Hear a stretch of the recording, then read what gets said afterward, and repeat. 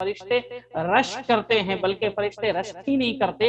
نبی اکرم صلی اللہ علیہ وسلم نے فرمایا کہ ان الملائکۃ لتضع اجنحتها لطالب العلم رضا بما يصنع، کہ نبی اکرم صلی اللہ علیہ وسلم نے فرمایا کہ فرشتے اپنے پروں کو، اور جبریل علیہ السلام کے بارے میں نبی اکرم صلی اللہ علیہ وسلم نے فرمایا کہ میں نے جبریل علیہ السلام کو ان کی اصلی حالت میں دیکھا تو ایک پر 600 پر تھے ان کے، اور ایک پر آدھی دنیا کو، آدھے آسمان کو ڈھک رکھا تھا، اور ان کے پر سے یاقوت اور موتیاں جو ہوتی ہیں وہ گر رہی تھی۔ تو یہ فرشتوں کی حالت ہے، اور فرشتے کتنے عظیم مخلوق ہیں۔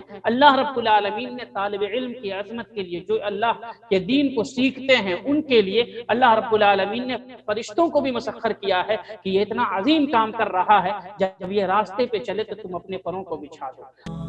اور مزید ویڈیوز کو دیکھنے کے لیے آپ ہمارے YouTube چینل کو سبسکرائب کریں۔ فجزاکم اللہ خیرا۔